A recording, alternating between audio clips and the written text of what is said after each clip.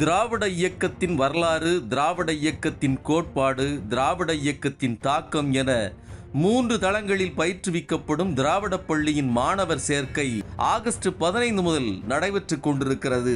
தொடக்க நிலை, முதுநிலை என 2 நிலைகளில் வகுப்புகள் நடைபெறும். திராவிட பள்ளிக்கான பாடங்களை பல்கலைக்கழக பேராசிரியர்கள், கல்வியாளர்கள், திராவிட இயக்க ஆய்வாளர்கள் உருவாக்கி இருக்கின்றனர். ஒருங்கிணைப்பாளர் பொள்ளாச்சி மா. உமாபதி, இயக்குனர் சுப வீரபாண்டியன்.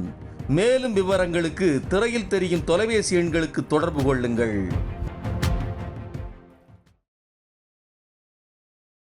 தலைமையேற்றிருக்கக்கூடிய திராவிட முன்னேற்ற கழகத்தினுடைய இலக்கிய அணியினுடைய புரவலர், மேனாள் அமைச்சர் ஐயா தென்னவன் அவர்களே, நூல்களை வெளியிட்டு சிறப்புரையாற்ற இருக்கக்கூடிய திராவிட இயக்க தமிழர் பேரவையினுடைய தலைவர் என் அறிவாசான் ஐயா சுபவி அவர்களே, நூல்களை பெற்றுக்கொண்டு சிறப்புரையாற்றி இருக்கக்கூடிய அன்பு சகோதரர் திராவிட முன்னேற்ற கழகத்தினுடைய மாநில மாணவரணியினுடைய தலைவர் வழக்கறிஞர் ராஜீவ்காந்தி அவர்களே, திராவிடம் வென்றது நூல் குறித்து உரையாற்றிய தோழர் திராவிட இயக்க தமிழர் பேரவையினுடைய பரப்புரை செயலாளர் அண்ணன் வேடச்சந்தூர் ரவி அவர்களே, இந்த நிகழ்விற்கு முன்னிலை ஏற்று இந்த வெங்காயம் பதிப்பகம் நூல்களையும் 1000 ரூபாய்க்கு பெற்று எங்களுக்கு கரம் கொடுத்திருக்கிற காரைக்குடி நகர திராவிட முன்னேற்ற கழகத்தினுடைய செயலாளர் துணை மேயர் ஐயா அண்ணா குணசேகரன் அவர்களே, மற்றும் நிகழ்விற்கு முன்னிலை வகித்திருக்கிற திராவிட இயக்க தமிழர் பேரவையினுடைய மாவட்ட தலைவர் ஐயா பரமேஸ்வரன் அவர்களே, ஐயா செல்வ முடியரசன் அவர்களே, மற்றும் மதுரை, தேவகோட்டை, ராஜபாளையம், இப்படி சொல்லிக்கிட்டே போகலாம், பல்வேறு பகுதிகளிலிருந்து வந்து இன்றைக்கு நிகழ்வை சிறப்பித்து கொண்டிருக்கக்கூடிய அவையில் நிறைந்திருக்கிற பெரியோர்களே, உங்கள் அனைவருக்கும் என்னுடைய மாலை வணக்கம். இந்த நிகழ்வுக்கு எல்லோரும் சொன்னதுதான், நானும் ஒரு முறை சொல்லணும். இந்த நிகழ்வில் திராவிடம் என்றது நூல் குறித்து உரையாற்றுவதற்கு அண்ணன் ஐ.பி. செந்தில் அவர்கள் இசைவு தெரிவித்திருந்தார். ஆனால் கடைசி நேரத்தில் அண்ணன் உதயநிதி அவர்களுடைய வருகையின் காரணமாக அவருக்கு இடப்பட்டிருந்த சில பணிகளின் காரணமாக தன்னால் வர இயலவில்லை என்பதை வருத்தத்தோடு தெரிவித்தார். இருந்தாலும் கூட அண்ணன் அவர்களுடைய வாழ்த்துக்களோடு இந்த நிகழ்ச்சி இப்போது நடைபெற்றது. அதாவது இப்போது இது என்னுடைய முதல் நூல். பல்வேறு இடத்துல பேசியிருந்தாலும் கூட முதல் நூல் வெளியீட்டு நிகழ்வு அப்படிங்கிறது ஒரு உணர்ச்சி மிகு தருணமாக இருக்கிறது. இவங்க வேடசுந்தர் ரவி அவர்கள் குறிப்பிட்டார், அதாவது அகவை 5 ஐயா உன்னை கண்டேன் அப்படின்னு தலைவர் பற்றின அந்த நினைவஞ்சலியில் நான் சொல்லியிருப்பேன். உன் தமிழை யாசித்தேன், உன் கொள்கைகளை நேசித்தேன், உன்னெழுத்தை வாசித்தேன், உன் கொள்கைகளை சுவாசித்தேன், இன்று நான் பெற்றவை அனைத்தும் உன்னிடம் கற்றவை என்ற அந்த கவிதை இருக்கும்.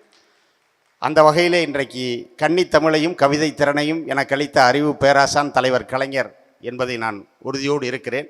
இந்த நூலையும் நான் நினைவு கொடையாக தலைவர் கலைஞருக்குத்தான் அர்ப்பணித்திருக்கிறேன்.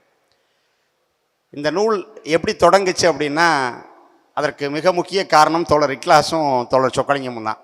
பேசிக்கிட்டே இருக்கீங்க, நீங்கள் நூல் எழுதணும், அதனால் இது காரைக்குடியில் இந்த நூல் விழாவை நடத்துவதுன்னு சொக்கலிங்கம் ஏற்கனவே முடிவு பண்ணிட்டார்.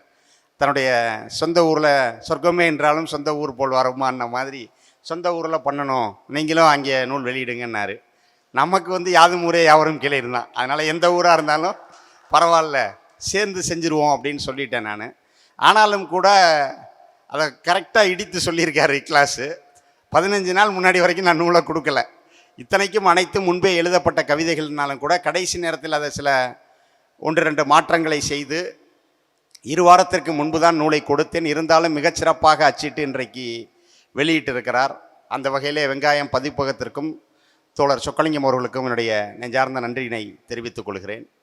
அதே போல் தொடர்ச்சியாக நீங்கள் எழுத வேண்டும் என்றும் அவர் என்னை ஊக்குவித்திருந்தார். அந்த வகையில் திராவிட முன்னேற்ற கழகத்தினுடைய பவள விழா இந்த ஆண்டு இன்னும் ஒரு 10 தினங்களில் வர இருப்பதால் திமுக 75 தொடரும் வரலாறு என்கிற தலைப்பில் திராவிட முன்னேற்ற கழகத்தினுடைய வரலாறை இன்னும் ஒரு 3-6 மாதங்களுக்குள் தருவதாக கூறியிருக்கிறேன். அது என்னுடைய அடுத்த நூலாக வெங்காயம் பதிப்பகம் சார்பாக வர இருக்கிறது என்பதையும் இந்த நேரத்தில் நான் உங்கள் முன் தெரிவித்துக் கொள்கிறேன். அதே போல் இந்த நூலுக்கு அணிந்துரை வழங்கி சிறப்பித்த தமிழ்நாடு பகுத்தறிவு எழுத்தாளர் மன்றத்தினுடைய மாநில தலைவர் முனைவர் ஐயா வா. நேரு அவர்களுக்கும், தொடர்ந்து நான் எழுத வேண்டும் என்று பல்வேறு வகையிலும் என்னோடு துணை நின்ற உறவினர்கள், நண்பர்கள் அத்துணை பேருக்கும் நான் இந்த நேரத்திலே என்னுடைய நன்றியை தெரிவித்துக் கொள்கிறேன்.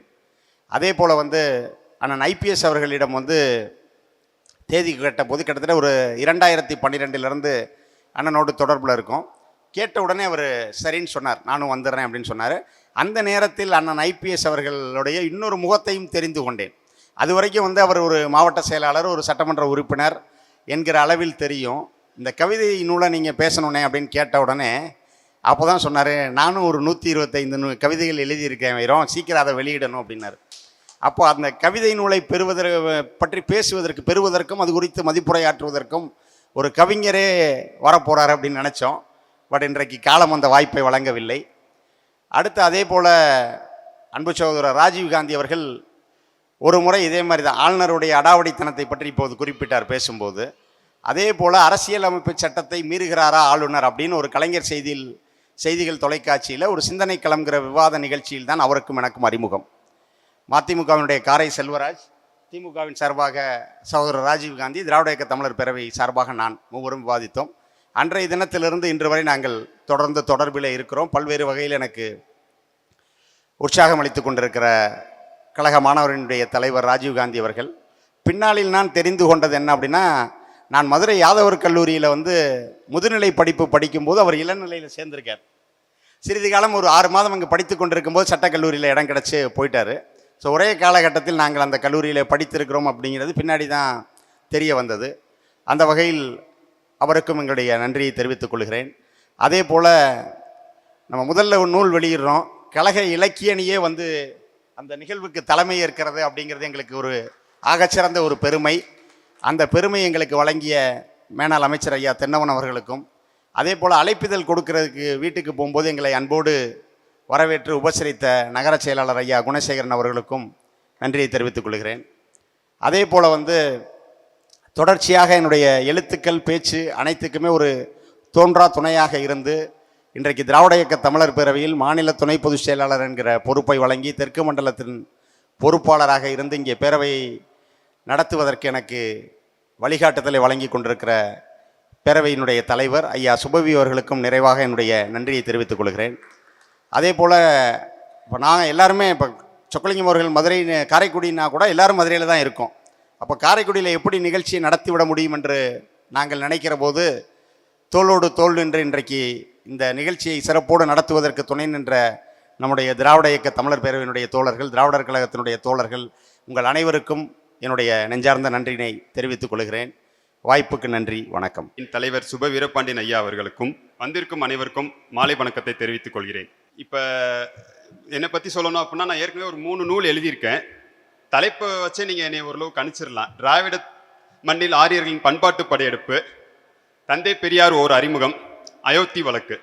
இன்னைக்கு 2 நூல் வெளியாகுது. ஒன்று தலைப்பு வந்து பங்குச்சந்தை மோசடிகள், சுபவி ஐயா பேச போகிறாங்க. இன்னொரு நூல் வந்து ரொம்ப சிறப்புரையாற்றிய ராஜீவ்காந்தி ஐயா அவர்களுக்கு நன்றி. அது ஆணையங்களும் வரலாறும். பொதுவாக எழுதுறவங்களுக்கு ரொம்ப பேச வராது, இல்லை பேசுகிறவங்களுக்கு எழுத வராதுன்னு சொல்லுவாங்க. எனக்கு வந்து ஆக்சுவலாக எழுதுகிற அளவுக்கு பேசுகிற அனுபவம் ரொம்ப இல்லை. இருந்தாலும் எனக்கு தெரிஞ்ச மாதிரி நான் நூல் எழுதுனதுக்கான காரணத்தை மட்டும் சொல்லிடுறேன். பொதுவாக இந்த ஆணையங்களும் வரலாறும் நூல் எழுதுனதுக்கான அடிப்படை காரணம் வந்து, நம்ம நாட்டில் வந்து மாநில அளவுலையும் ஒன்றிய அளவுலையும் நிறைய ஆணையங்கள் அமைச்சிருக்காங்க.